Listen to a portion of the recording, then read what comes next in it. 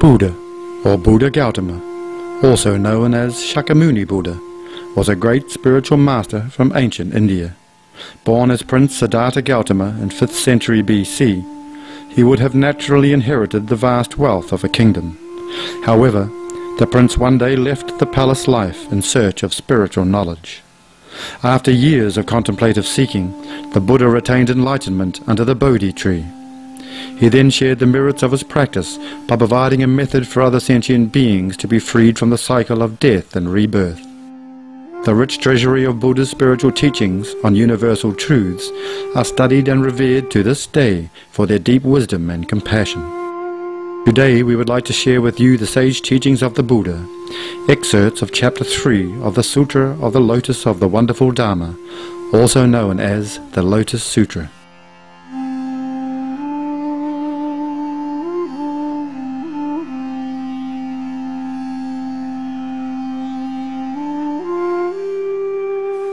Chapter 3, Simile and Parable. At that time Shariputra's mind danced with joy. Then he immediately stood up, pressed his palms together, gazed up in reverence at the face of the Honoured One, and said to the Buddha, "Just now, when I heard from the World-Honoured One this voice of the Dharma, true teaching, my mind seemed to dance, and I gained what I had never had before. Why do I say this? Because in the past, when I heard a Dharma of this kind from the Buddha, and saw how the Bodhisattvas received prophecies that in time they would attain Buddhahood, I and the others felt that we had no part in the affair. We were deeply grieved to think that we would never gain the immeasurable insight of the Tathagata." World-Honoured One, I have constantly lived in the mountain forest or alone under the trees, sometimes sitting, sometimes walking around, and always I have thought to myself, since I and the others all alike have entered into the nature of the Dharma or true teaching, why does the Tathagata use the Dharma of the lesser vehicle to bring us salvation? But the fault is ours, not that of the World-Honoured One. Why do I say this? If he had been willing to wait until the true means for attaining Anuttara Samyak Sambodhi, the highest perfection, was preached, then we would surely have obtained release through the great vehicle. But we failed to understand that the Buddha was employing expedient means and preaching what was appropriate to the circumstances. So when we first heard the Dharma of the Buddha, we immediately believed and accepted it, supposing that we had gained understanding.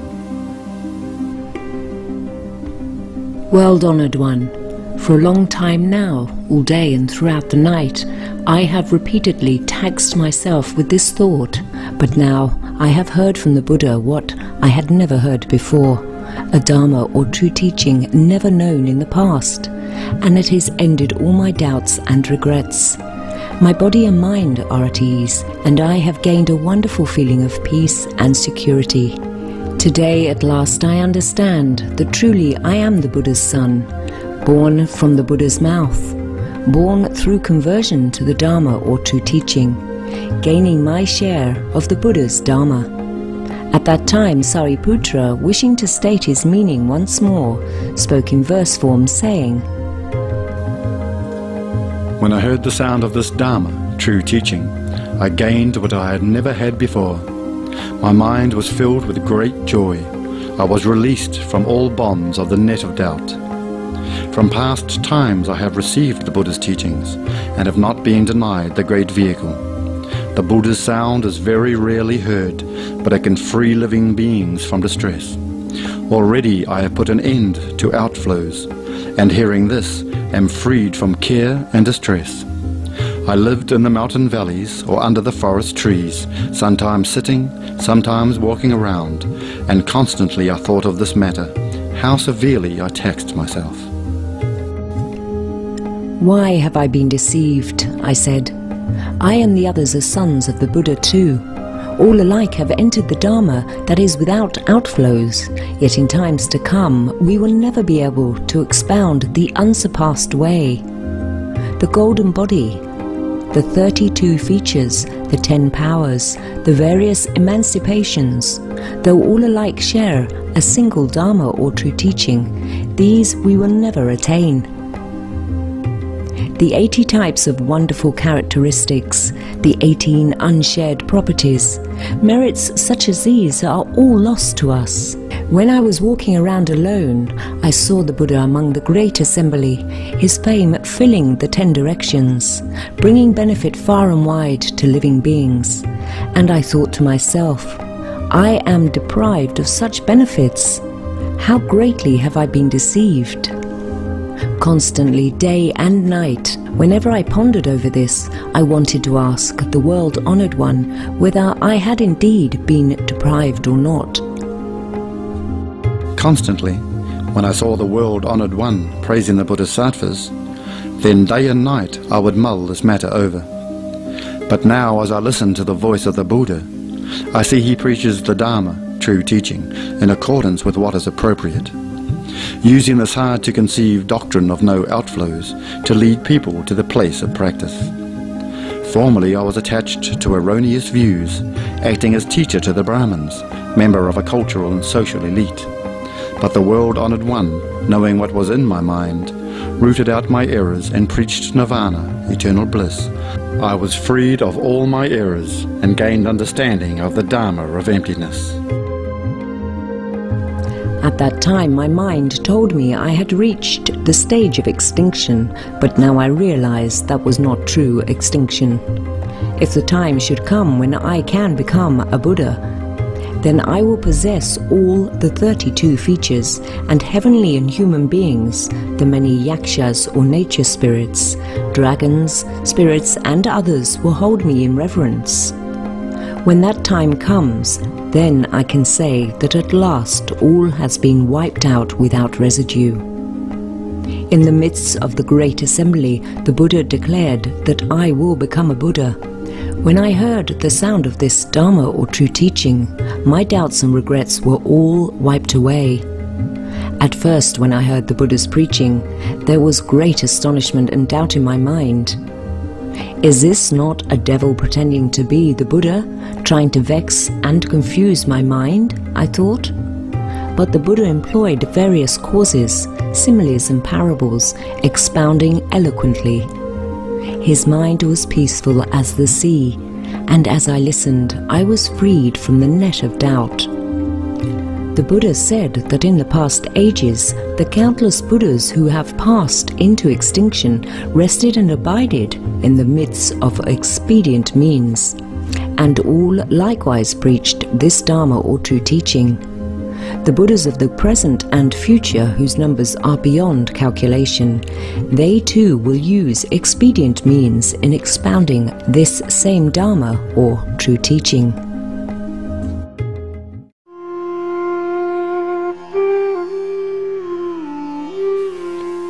Thus, the present world-honored one, being born and later leaving his family, attaining the way and turning the wheel of the Dharma, likewise employs expedient means in preaching.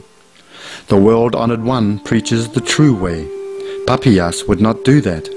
Therefore I know for certain this is not a devil pretending to be the Buddha. But because I fell into the net of doubt, I supposed this to be the devil's work. Now I hear the Buddha's soft and gentle sound, profound, far-reaching, very subtle and wonderful, expounding and discoursing on the pure Dharma, true teaching, and my mind is filled with great joy. My doubts and regrets are forever ended. I will rest and abide in true wisdom. I am certain I will become a Buddha, to be revered by heavenly and human beings, turning the wheel of the unsurpassed Dharma, true teaching and converting the Bodhisattvas.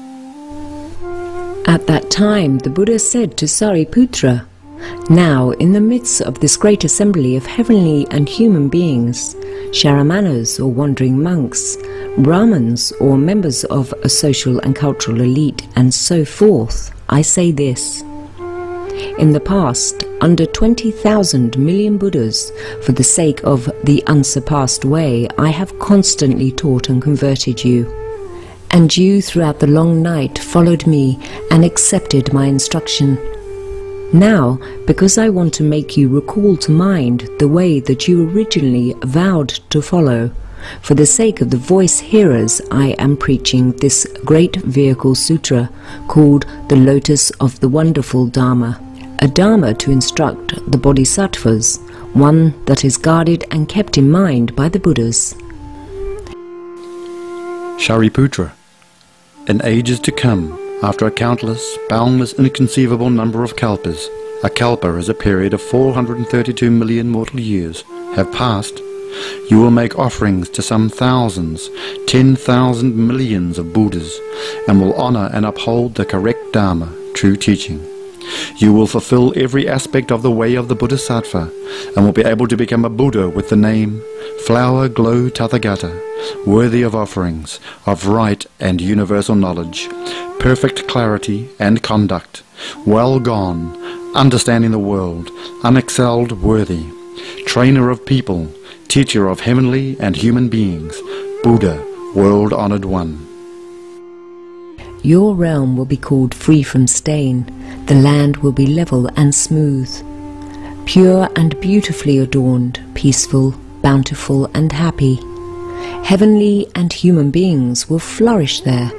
The ground will be of lapis lazuli, roads will crisscross it in 8 directions, and ropes of gold will mark their boundaries. Beside each road will grow rows of 7 jeweled trees, which will constantly flower and bear fruit. And this flower glow Tathagata will employ the 3 vehicles to teach and convert living beings. Shariputra, when this Buddha appears, although it will not be an evil age, because of his original vow, he will preach the Dharma, true teaching, through the 3 vehicles. His kalpa will be called Great Treasure Adornment. Why will it be called Great Treasure Adornment? Because in that land, Bodhisattvas will be looked on as a great treasure. Those Bodhisattvas will be countless, boundless, inconceivable in number, beyond the reach of reckoning or of simile and parable. Without the power of Buddha wisdom, one cannot understand how many.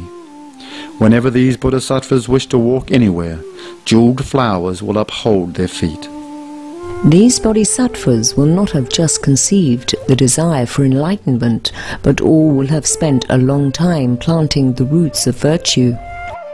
Under countless hundreds, thousands, tens of thousands, millions of Buddhas, they will have carried out Brahma practices in a flawless manner and will have been perpetually praised by the Buddhas.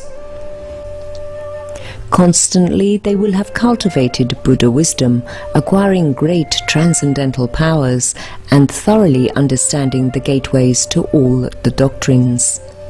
They will be upright in character, without duplicity, firm in intent and thought.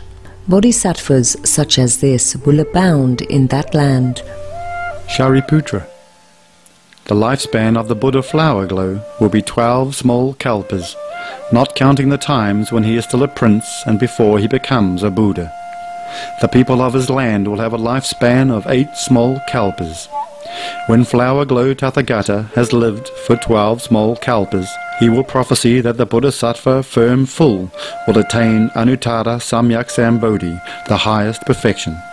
He will announce to the monks, this Bodhisattva firm full will be the next to become a Buddha. He will be named Flower Feet Safely Walking, Tathagata Arhat Samyak Sambuddha. His Buddha land will be like mine. Shariputra, after the Buddha flower glow has passed into extinction, the era of the correct Dharma will last for 32 small kalpas, and the era of the counterfeit Dharma will last for another 32 small kalpas. At the time, the world-honored one, wishing to state his meaning once more, spoke in verse form, saying, Shariputra, in ages to come you will become a Buddha of universal wisdom, venerable, bearing the name Flower Glow, and you will save countless multitudes. You will make offerings to numberless Buddhas, be endowed with all the Bodhisattva practices, the 10 powers, and other blessings, and will realize the unsurpassed way. After countless kalpas have passed, your kalpa will be named Great Treasure Adornment. Your world will be called free from stain, pure, without flaw or defilement. Its land will be made of lapis lazuli, its roads bounded by ropes of gold, and 7 jeweled trees in a jumble of colours will constantly bear blossoms and fruit. The bodhisattvas of that realm will always be firm in intent and thought. Transcendental powers and paramitas, or paths to perfection, each will be endowed with all of these, and under numberless Buddhas they will diligently study the Bodhisattva way. Thus these great men will be converted by the Buddha flower glow. When that Buddha was still a prince, he gave up his country, abandoned worldly glory, and in his final incarnation left his family and attained the Buddha way. Flower glow Buddha will continue in the world for a lifespan of 12 small kalpas. The numerous people of his land will have a lifespan of 8 small kalpas.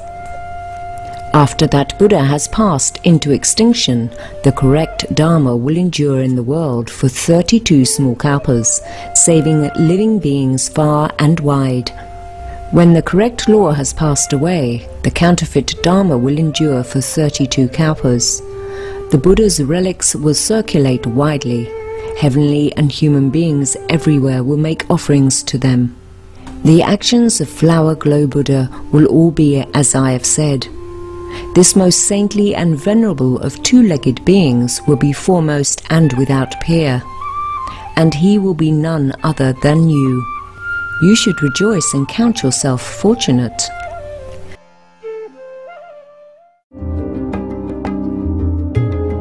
Cherished viewers, it has been a pleasure to have you with us for today's episode of Between Master and Disciples here on Supreme Master Television. Join us again next Wednesday for part 2 of Buddhism's Sacred Scripture, the Sutra of the Lotus of the Wonderful Dharma, Chapter 3. Planet Earth, our loving home, is up next after noteworthy news.